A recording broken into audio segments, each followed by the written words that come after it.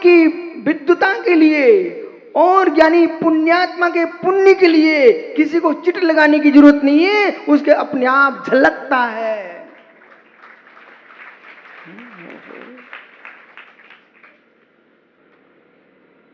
सबको समझ में आ गया? बिठा लूं इन दोनों को।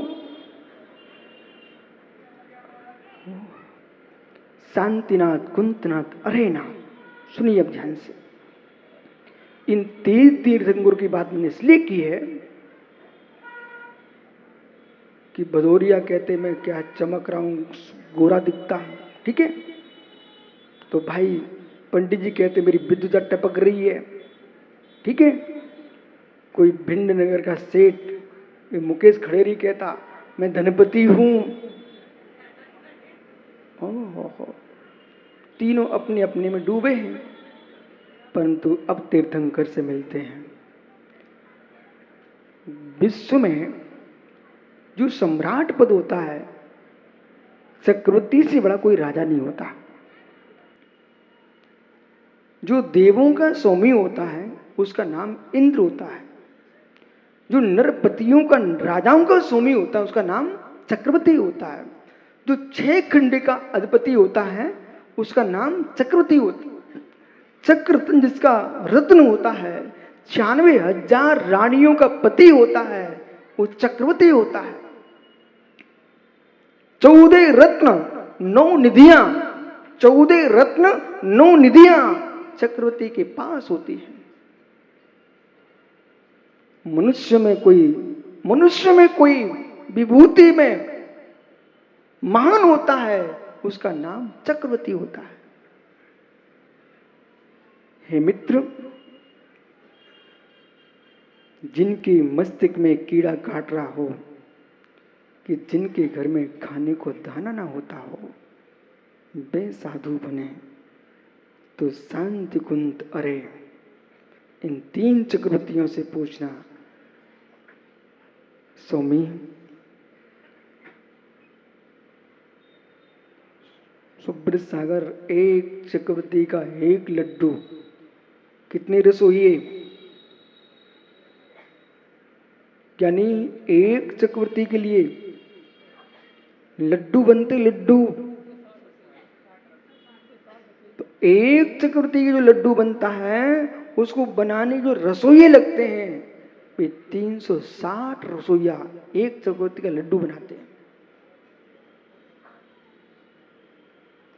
और इतना गरिष्ठ होता है कि मित्र एक चक्रवर्ती का लड्डू रहता है, पूरा कटक खा ले, उसको पचाने के लिए बहुत ताकत चाहिए। एक लड्डू से पूरा कटक खा लेता, पेट भर जाता है। ऐसे एक चक्रवर्ती लड्डू खाता है, उसका भोजन। हे मित्र, जिसके द्वारे पर 18 करोड़ हाथी, 84 लाख हाथी, 18 करोड़ घोड़े, 84 लाख हाथी, वो 18 करोड़ घोड़े जिसके पास हो उसका नाम है चक्रवर्ती। अब से घर में गधा है क्या? अब से घर में गधा है क्या? मैं जान के पूछ रहा हूं। इन विचारों से कह देना तुम्हारे घर में ईंट ढोने वाला जानवर भी नहीं है। तुम किस बात का अहंकार कर रहे हो? जिसके पास 84 लाख हाथी हो, 18 करोड़ घोड़े हो, ऐसा चक्रवर्ती जी तृणसम लक्ष्मी विभो सर्वस्व मुमुक्षु सक्लांसनम साम्राज्यम सर्वभूमम ते, संपूर्ण साम्राज्य सर्वभूम संपत्ति।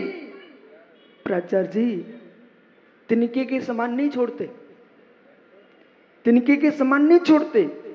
तिनका जो रहता ना, तिनका समझते ना, सब तिनका समझते हैं। तो कहीं भोजन करते करते दांतों में धान के कण फंस जाए तो तिनका उठा करके उसे तुम साफ कर लेती हो, वो तिनका काम में आता है। चक्रवर्ती इतनी संपत्ति तिनके के समान नहीं छोड़ते, क्योंकि तिनका तो काम में आता है। जीर्ण तृण सड़े हुए तिनके के समान छोड़ते हैं, जो काम में नहीं है।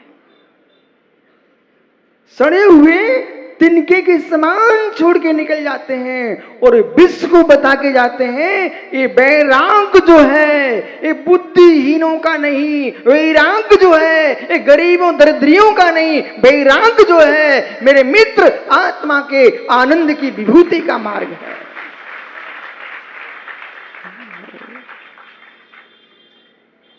छोड़ के चले गए। जैन ग्रंथों की दृष्टि से श्री राम ने दिगंबरी दीक्षा ली। मित्र, जो राम जानकी के लिए कितने नहीं तड़पे।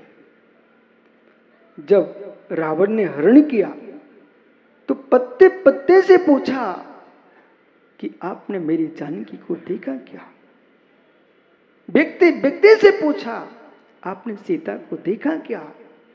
बेही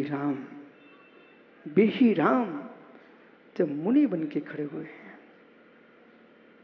सारी अवधपुरी का राज्य छोड़ के चले गए। सीता का जीव तपस्या करके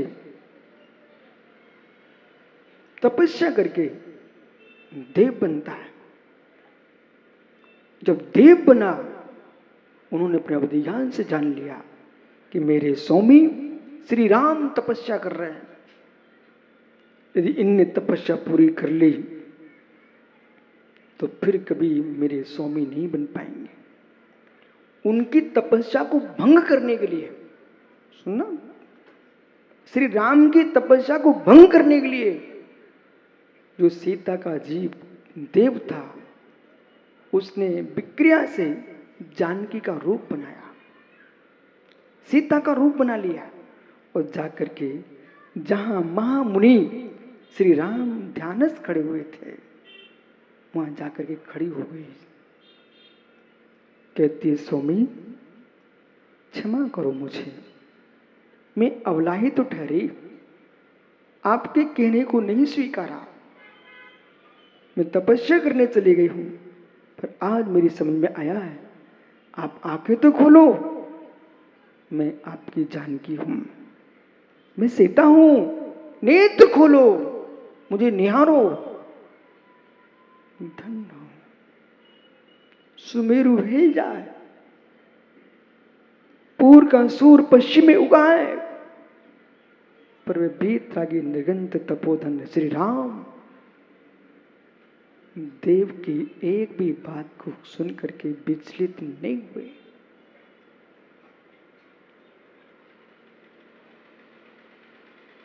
कहां गई विभूति?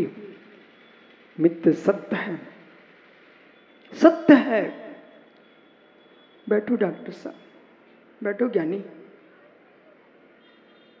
मित्र, सत्य है। पंडित साहब, इस श्लोक का अर्थ आप निकालना।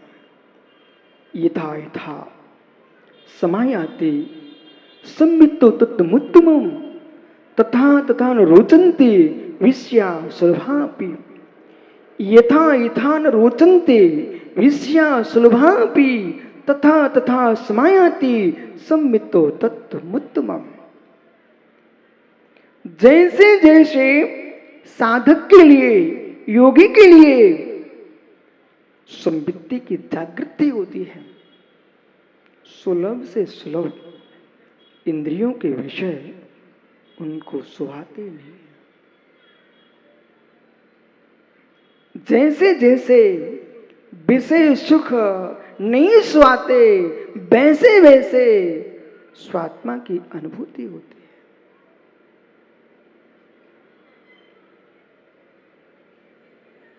इसलिए मोक्ष मार्ग, साधना का मार्ग पलायन मार्ग नहीं है। मोक्ष मार्ग, साधना का मार्ग पलायनवाद नहीं है, पलायनवाद नहीं है। हे मित्र, ये उत्सर्ग मार्ग है, ये उत्कर्ष मार्ग है, ये पलायनवाद नहीं है। यानी घर के कष्टों को देख करके कभी साधु मत बनना।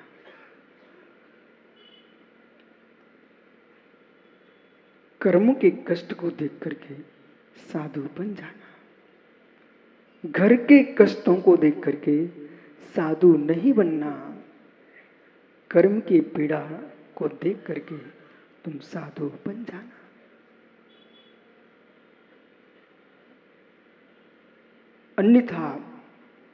अन्यथा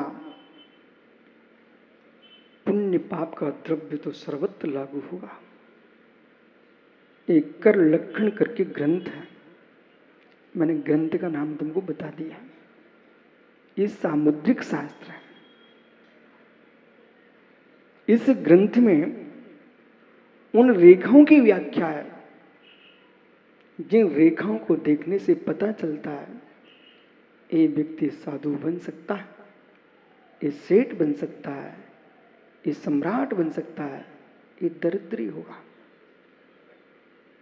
यानी जिसके पास चक्रवर्ती की रेखा है, जिसके पास सेठ सम्राट की रेखा है, वह साधु बन के भी श्रेष्ठ पद पर शोभायमान होगा।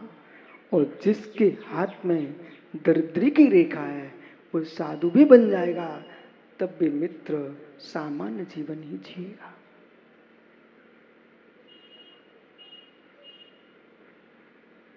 ये सामुद्रिक शास्त्र में लिखा हुआ है।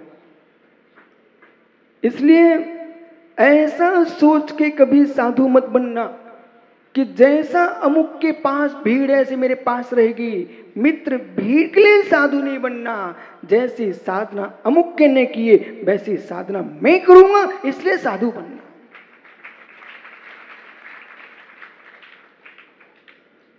भीड़ का नियम साधना पर नहीं है। वीरेंद्र पंडित जी बहुत अंदर की बात बता रहा हूं। भीड़ साधना से नहीं आती, साधना से कर्म की निर्जरा होती है। चमत्कार भी भीड़ से नहीं होते, और चमत्कारों से भी भीड़ नहीं आती। भीड़ तो मित्र तुम्हारे पास पुण्य के सत्यांश कैसे हैं वो तुम्हारे काम में आएगा।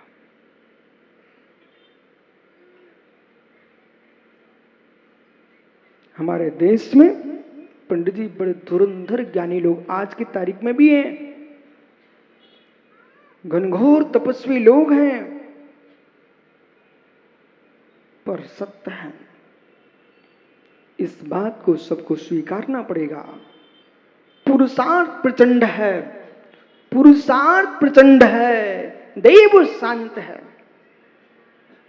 पुरुषार्थ प्रचंड है, देव शून्य है, तो पुरुषार्थ सफल नहीं होता, क्योंकि देव साथ नहीं दे रहा है। और देव प्रचंड है तो अल्प पुरुषार्थ भी बहुफलित होता है। आपकी भाषा में कहूं, भाग्य जिसका प्रबल है वो छोटा सा भी पुरुषार्थ करे फलित होता है।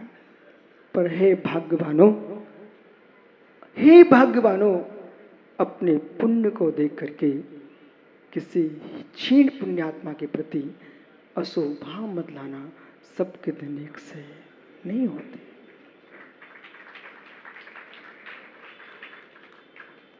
सबके दिन एक से नहीं होते।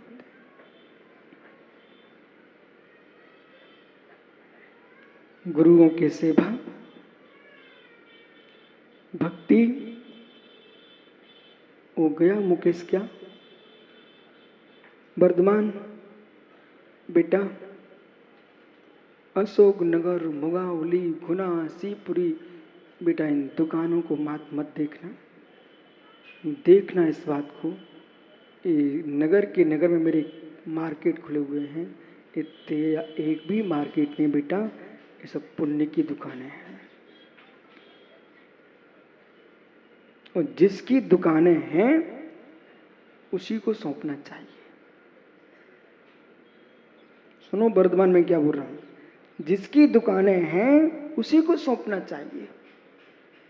मतलब यदि संपत्ति तुमको मिली है तो संपत्ति पापों में विलीन मत कर दो, संपत्ति को धर्म क्षेत्र में लगाओगे तो बेटा वो संपत्ति तुम्हें संपत्ति ही दिलाएगी। और एक दिन जिन गुण संपत्ति को प्रदान करा देगी, उस संपत्ति को तुमने दुर्गुणों में लगा दिया तो संपत्ति तुमको कंगाल भी कराएगी।